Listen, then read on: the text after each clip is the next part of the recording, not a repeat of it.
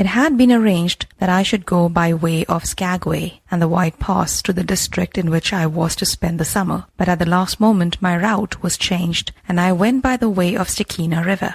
This change fortunately gave me the opportunity to complete some work which had been left unfinished in the autumn of the previous year. On May 20th, I took passage on the Canadian Pacific Railway Company's steamer Aaranya, which sails from Vancouver, and on the 23rd landed me in Wrangell, which is the place of departure of all steamers navigating the Tintina. A day later, the stern-wheel steamer Ogilvy, one of the swiftest boats on the river, left Wrangell and arrived at Glenora on the 26th of May. We saw several large parties of prospectors camped at different points along the river who were on their way to the Yukon goldfields. They started on their journey the previous winter and had hoped to be able to utilize the ice on the Tintina to reach Glenora before the spring thaw. But as the winter had been unusually mild, the ice had not formed over the canyons, and before they could get their outfits around the open water spaces, a general breaking up of the ice had occurred, and they were obliged to seek safety for themselves and outfits on the higher banks of the river. At the time we passed, they were anxiously waiting a chance to be taken on board of a passing steamer.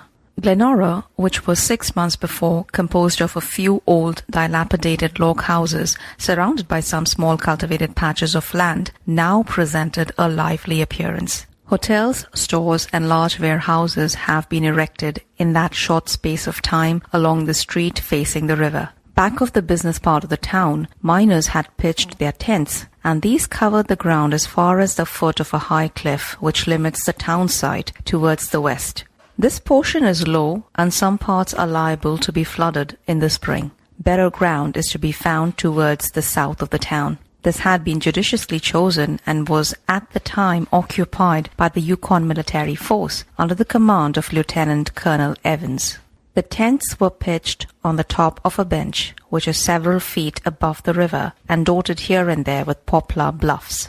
A cool breeze constantly blowing across the terrace had the good effect of tempering at midday the scorching rays of the sun. All this, coupled with fine springs of cold water spouting from the face of a hill close by, rendered the spot an ideal one for a military camp.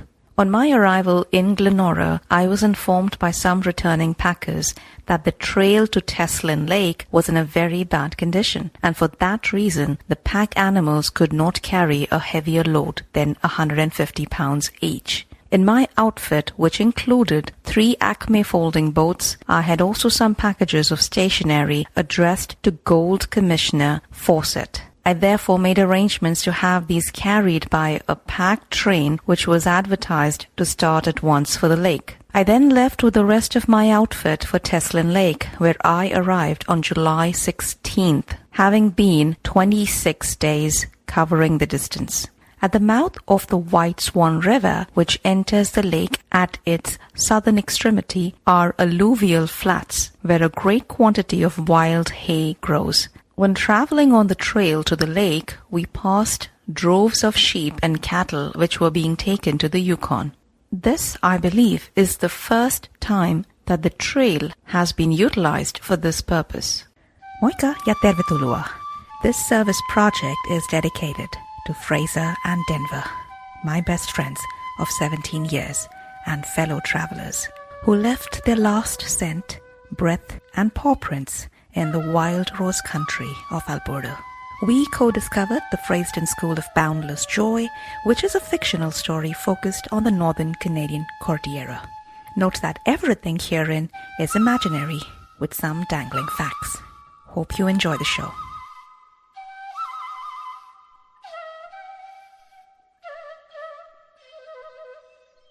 This is where I decided that, hey, maybe I need to start putting markers actually on the map. I am researching the area between Quiet Lake and Finlayson Lake along Canol Road. That's the other border. And then the south, it probably will be bordered by this. So that could probably be the area for quite some time. When you think about the Yukon-Tanana terrane, you think about the mid-Cretaceous batholith, you think about the intrusions there, you think about the Tintina or Tintina fault, which is apparently impacted by the Yakutat that is split from Silesia.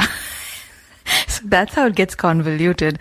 I like to say Tintina. Sounds nice, like Tintin, if you watch the series. Before we move to this section, I wanted to have a tangent in between because this paper is quite long, but also this is a seminal paper, and because the person has actually described the way he sees the place. We are somewhere along Canol Road in 1976, but we are going back and researching that time. And we will also look at some research papers that talk about the geology of that area. Go down one related tangent. I like to call it a tributary in this case. Tangent would be me going off track, and a tributary would be like a small file along somewhere. Eventually, in some season, I definitely want to focus on the Richardson story because that is the whole source of inspiration. But that's going to be a separate season, which covers the whole Yukon, its wolves, its habitat, the Richardson Mountain, and everything else around it. But just to have a slight tributary going to the Richardson, Anticlinorium, and the bonnet plume, the Richardson Trough, along with Eagle Plain and the folding and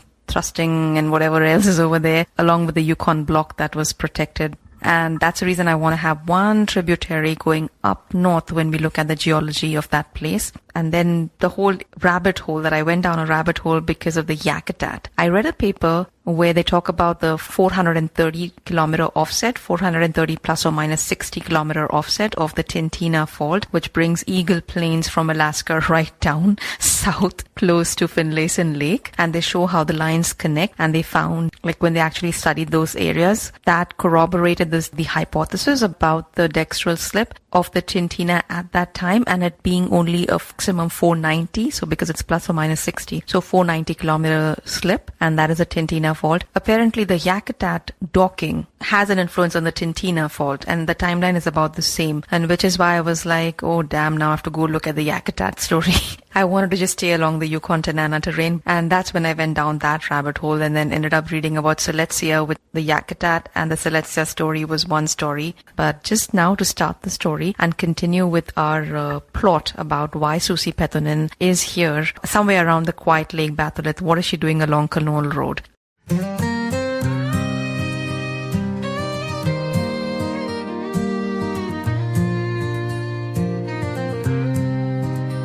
On August 21st, we broke camp and started down the muddy river. The absence of the sun had arrested the melting of the snow in the mountains, and consequently the volume of water in the river had been considerably reduced. Though we had frequently to drag our boats over shallow bars, we managed to reach our main camp that night. The next day, I continued the traverse of the Nisutlin River. At the 14th mile, on this stretch, we come to Carry Portage, leading to Quiet Lake. Here, I left a man in charge of our stores, and with the rest of the party, I proceeded up the river.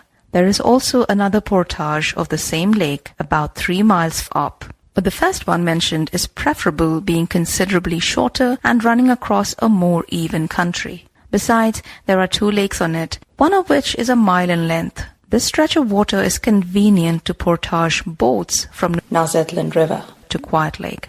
Having located the eastern sources and completed my photographic survey of the adjacent country, I now turned my attention to the exploration of some of its chief tributaries from the north. On September 7th, I returned to the mouth of the McConnell River, which I ascended for several miles. The next day, I occupied a prominent peak to the east of the river. It is one of the points in the chain of triangles covering this section of the country. The scenery of the region is very striking. Looking back over the river, it is seen that it may be divided into 2 principal divisions. The lower reach is 100 miles long and with its sinuosities occupies a wide valley. Forests of spruce cover the greater part of the bottomlands and terraces, and the slopes of the mountains are also clad with trees to an altitude of 2,000 feet above the valley. The second division of the river, or its upper reach, embraces not only its main eastern branch, but includes as well all its tributaries. These streams run in close proximity to each other through nearly parallel valleys and by numerous ramifications reach to the heart of the mountains which separate the basin of Nisutlin from that of the Pelly. The appearance of the country to the north is remarkably grand and imposing. We are here confronted by bold and serrated high ranges of mountains which stretch to the extreme limit of our horizon. The general trend of these valleys is nearly in a northeast direction. As may be expected, the streams which drain this district are nothing more than torrents, and in high water their ascent is attended with the greatest exertion and risk. I came for the gold, but I stayed for the sky. The autumn that kissed me, I can't say goodbye. Oh, Yukon Wild, your rivers run deep. Your soul is a secret I'll never keep. With the caribou's cry and the eagle's flight, you burn in my heart like the northern light. Golden leaves scatter, the wolves they sing. I see their eyes like an autumn king. The mountains sigh in their mighty grace. Time slows to nothing in this rugged place.